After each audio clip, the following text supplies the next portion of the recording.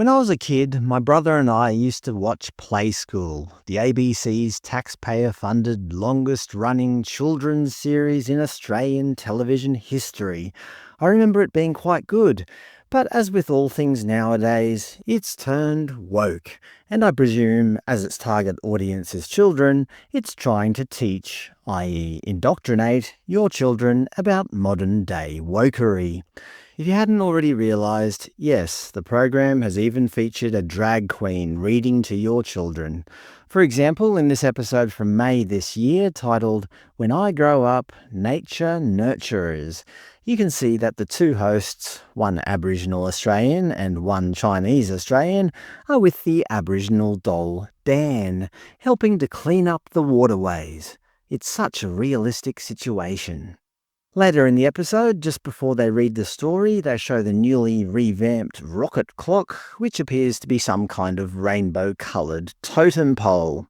And here's the story, thank you to the viewers who sent this in, read by Adam Goods. You may remember him as a former AFL footballer playing for the Sydney Swans. He was famously racially abused by a 13-year-old girl, calling him an ape, at which point Goods pointed the girl out to security, who promptly ejected her from the stadium. Take that, little girl. Surprisingly, over the following years, Goods was repeatedly and loudly booed by opposition fans at many matches. You may also remember him as the face of Qantas in 2023, supporting the yes vote in the Indigenous voice referendum.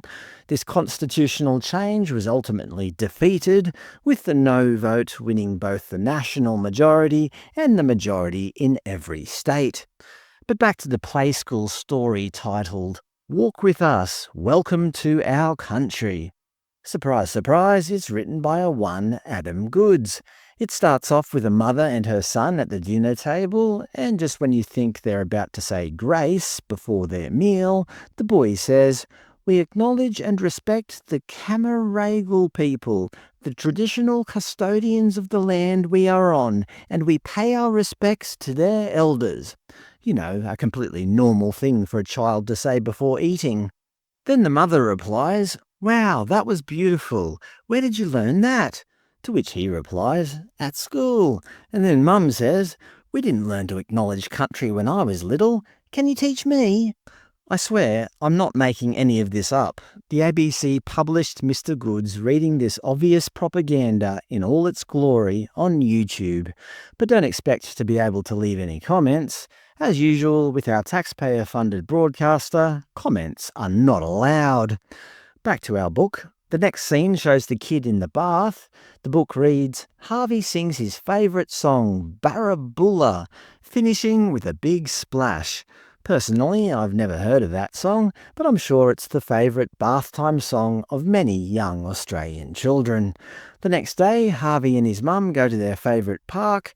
A man in a hat, an Aboriginal elder named Uncle Boris, says, "Budgery Gamarura, everyone. My name is Uncle Boris." And then he asks, "Who's ready to walk with us on Camaragal land?" They're really rubbing in whose land it is, aren't they?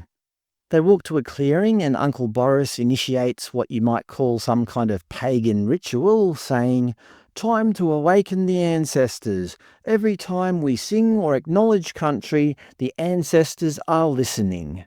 And then he starts singing in language. Miraculously, the sun comes out, shining on Harvey's skin and giving him goosebumps. Uncle Boris comments, "It seems the ancestors are happy we're here." Uncle Boris leads them to a waterfall and says, "Our people have always known where to find water. Not your people, our people." Of course, they make some veiled commentary on British colonisation and the arrival of the First Fleet, who renamed everything. The group end up happily sitting down at the end of the day, talking about how good they feel. Uncle Boris imparts one more piece of pagan wisdom on young Harvey, saying, "Don't ever stop singing, young fella. The ancestors love it." And then finally, later that night, when Harvey is in bed, he tells his mum, "I loved our walk today, Mum. And then, in one final assertion that Christianity is no more in Australia and that Aboriginal spirituality is the new norm, she says, "I think the ancestors loved it too." And that's how our ABC attempts to indoctrinate our children in real time.